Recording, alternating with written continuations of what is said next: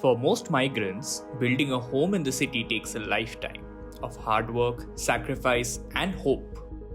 यहाँ सर मेरे mummy papa रहते थे 50 साल से, तो मैं यहाँ 20 यहीं पैदा हुआ था। 20 साल से हम यहीं रह रहे। तो हमारे जो घर बनाया था हमारे मम्मी पापा का घर ही है, वो गरीबी ने शांत तोड़ दिए। कहाँ जाएंगे, मेरा घर वहाँ था पूरा। But all it takes is one bulldozer and a few hours to lose everything and start over from zero.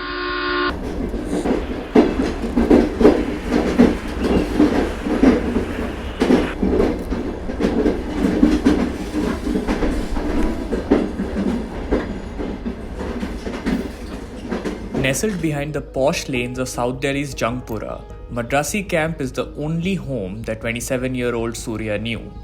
His grandparents had migrated from their ancestral village in Tamil Nadu in the hope of employment and a better livelihood.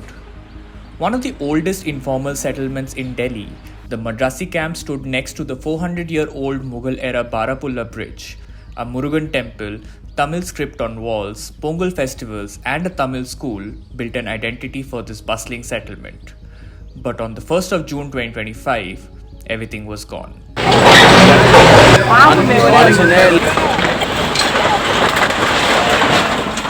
370 homes were razed by the Delhi Development Authority to desilt the Barapulla drain, part of a High Court directed monsoon prep project. Anil Banka, the Southeast District Magistrate, told us the encroachments were removed in compliance with the court orders. This was done to clean the Barapulla drain, which was becoming difficult to clean, and that caused waterlogging in the area during rainfall. All the eligible residents have been allotted flats in Narela. Over 27,000 people have been displaced in Delhi since February. At least 9,000 of them have been denied their right to rehabilitation under public housing rules. A few days after the demolition, we met Surya, who was allotted a house in Narela, nearly 50 kilometers from Madrasi camp. But to keep his job as a cleaner at North Delhi's North Block, he now rents a room closer to his old neighborhood. किराए में लिया हुआ नींद ही नहीं आ रहा है, वहाँ जाने का मन ही नहीं है। रात को वहाँ जाता हूँ, क्यों जाता हूँ? क्यों नानी अकेली है, माँ बाप तो है नहीं, अकेली है बेचारी, वो बुढ़िया कहाँ सोएगी करके। तो वहाँ जाके एक नाम के लिए जाके लेट जाता हूँ, रातों में नींद नहीं आता है। He's not alone. Studies show that families relocated to settlement colonies often lose income mainly due to long commutes and poor access to work. बात है कि वो वहां क्यों नहीं जाना चाहते, वहां इसलिए नहीं जाना चाहते क्योंकि वहां से दोबारा से जहां पर वो रह रहे हैं काम करने में करीब उनका आज के समय से देखें तो करीब 150 से 200 रुपया डेली का ट्रांसपोर्ट लगेगा और टाइम ज्यादा लगेगा। लोग बाग पास इसलिए रहना चाहते हैं कि उनको रोजगार समय पे पहुंच जाए और समय से आ जाए।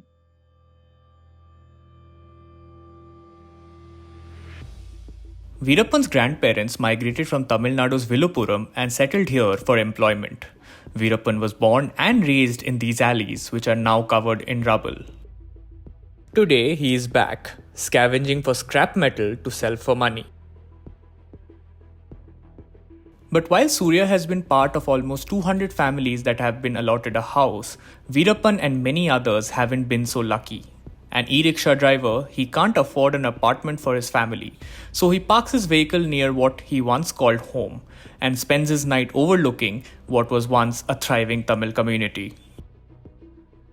अभी तो कोई सड़क में रह रहा है, कोई किराए पे रह रहा है, जो जिसके पास पैसे वो सरकारी नौकरी करता है, अच्छा नौकरी करता है उसमें रह रहा है। नहीं तो सड़क में अगर अभी 160 बंदे शाम को आके यहाँ सो जाते हैं।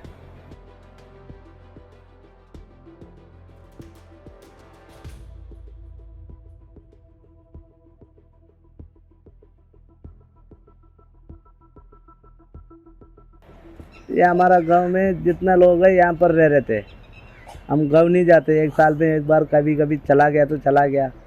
अब बचपन से यहाँ तो गांव जाने वहाँ मन नहीं लगता, वहाँ से यहीं आ जाते, कभी 10 दिन वहाँ रहते, फिर बाकी दिन तो सारा यहीं रहते। To get resettlement, families must show ID, ration cards, and other documents. However, data has shown that a significant portion of those displaced are not rehabilitated.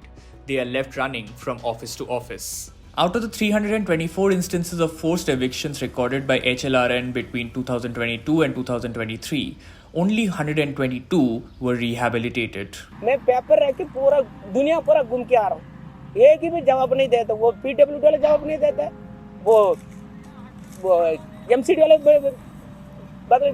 बोलता, कुछ बोलता नहीं है। फिर इसके बाद DD वाले कुछ नहीं बोलता है। हम किधर किधर जाऊंगा? अब गवर्नमेंट ने थोड़ा हेल्प करना चाहिए ना। इतना लोग अनपढ़ आदमी है, कोर्ट में काम करता है, एक दिन छुट्टी देता है, आगे दिन छुट्टी नहीं देता है। उनको समझना चाहिए भाई इतना लोग परेशान हो रहा है, उनके घर दे रहा हूँ। अभी तक घर नहीं देखते, मैं कहाँ से रोड में सामान रख कितना दिन तक पड़े बैठा रहूंगा? मच्छर है? रात में दारू पी के भाई लेडीज के छेड़ रहा है, हम क्या कर सकते अकेले? The Tamil Nadu government offered a one-time cash aid of rupees 8,000 and a stock of essentials to the displaced families, but their sighs of helplessness are drowned out by the noise of the bulldozers clearing the leftovers of what they once called home.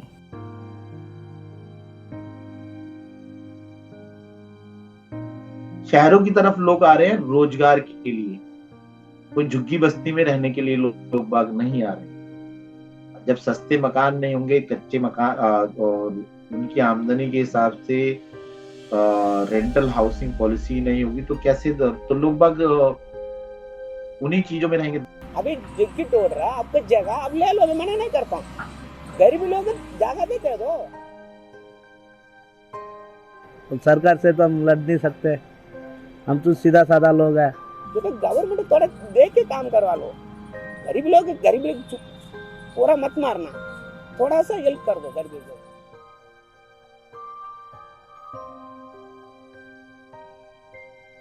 Just a few hundred meters away, another migrant settlement waits anxiously. This group from states like Bihar and Uttar Pradesh was evicted 8 years ago by authorities citing railway work.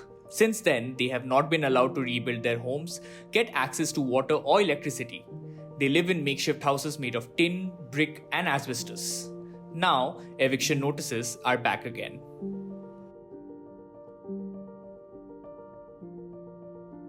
रात में नींद नहीं आती, क्या करे कैसे करे, बच्चों कहाँ लेके जाएं? इतनी दिक्कत परेशानी है, कहाँ आत्मा क्या बताए, बस हताश बहुत आत्मा दुखी होती। सर क्या करे, परेशानी है। अभी ऐसे मुसीबत में जो है कहीं कमरे भी ले तो बाल क्या खिलाऊं और क्या बच्चों पालूं और क्या रोजी रोटी चलाऊं, कोई सही नहीं थी। फ्लोर वाइज कोई रहना भी नहीं चाहेगा क्योंकि उसका अपना एक ऑनरशिप है उसमें। तो रीजन ये है कि वो क्यों रहना चाहता है उसमें, क्योंकि उसका वो एक अपना ऑनरशिप है, कई समय से कई पीढ़ियों से रह रहा है, 3-3 4-4 पीढ़ियों से रह रहा है, चीजें हैं, इसलिए वो वहां से मूव नहीं होना चाहिए। वो इमोशनल टच जुड़ा हुआ है उससे। कि क्या है भैया, जब रहने का घर नहीं है तो यही सब कुछ है हमारे लिए, चाहे अच्छा हो चाहे बुरा हो। कोई सुविधा तो है नहीं यहाँ पर। अब यहाँ पर देखो लाइट नहीं है, पानी नहीं है ना। आज से 8 साल पहले ना मतलब ये रेल का काम चल रहा था तो उन्होंने सब हटा दिया, वैसे सब ठीक था यहाँ पर।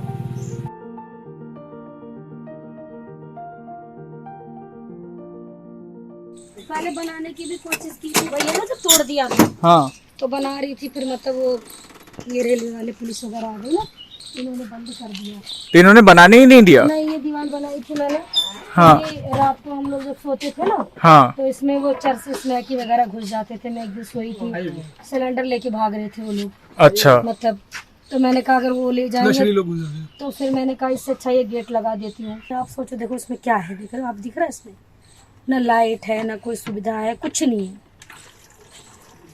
इसमें हम पूरी फैमिली रहते हैं और इसके पापा, बच्चे बड़े हो गए, इसके पापा को यहाँ सुलाती हूँ मैं। तो अब बच्चे बड़े बड़े हो गए ना भैया, तो नहीं गुजारा होता, तो इसमें इसके पापा को सुला देते हैं। अब ये वहाँ से अंदर से दिखा देता हूँ और हम लोग इसमें रहते हैं। और एक अंकल ने कह रहा नीचे बहुत बेचारे अच्छे ही कोठी में रहते हैं, उन्होंने हमें लाइट दी अपने घर से, पता उसको कंप्लेन करके बंद करवा दिए। देखो पहले पक्की थी तो हम लोग बड़े खुशहाल थे और जब टूट गई तब भी जो है खुशहाल हैं। क्यों खुशहाल हैं? यहाँ हमारे बच्चे पैदा हुए, यादें इतनी जुड़ी कि हम छोड़ने के अब जाए तो जाए कहाँ, जा नहीं सकते कहीं। बच्चों कहीं मन नहीं लगता है कि हम बच्चे पैदा छोटे यहीं खेले पड़े। देखिए होता क्या है कि लोगों का जो इमोशन जो जुड़े हुए हैं ना चीजों को लेकर, वहां से शादी भी हुई है, बच्चे भी हुए हैं, स्कूल कॉलेज लाइवलीहुड, ये सब चीज इंटरकनेक्टेड है और नियर बाय सब जानते हैं। अभी वो किसी नए प्लेस पे जाएंगे, दोबारा से आइडेंटिटी क्रिएट करना पड़ेगा। 50 साल लग जाते, एक जनरेशन लग जाती है पहचान बनाने में, और आप मिनट में पूरी पहचान खत्म कर दे रहे हैं उस जनरेशन की। तो यहाँ तो 3-3 4-4 पीढ़ियों से लोग बाग रह रहे हैं ना। Delhi is a city built by migrants, but when the bulldozers arrive, it's always the poorest who are the first in line to lose everything. They've crossed states, endured hardships, and built lives brick by brick. But for many, the cycle never ends. The home they built today can be lost tomorrow, and every time they must begin again. वही बहुत ठीक है, कर दे देगा। कहते नहीं है कि जब छत होती है तो सारा इंसान के पास जुगाड़ हो जाता है। जब हमारे पास रहने घर ही नहीं का जुगाड़ कहाँ से करेंगे? There were 324 reported cases of eviction between 2022 and 2023, out of which 101 instances affected marginalized groups, which also include migrant workers. These groups, in the absence of support, find themselves being pushed further into impoverishment. हम भूख से मरने वालों की बात करते हैं, हम स्वास्थ्य से मरने वालों की बात करते हैं, हम गरीबी में मरने की बात करते हैं, लेकिन आवास ना होने की वजह से जो लोग मरते हैं उस पे कोई ऐसे आंकड़े नहीं।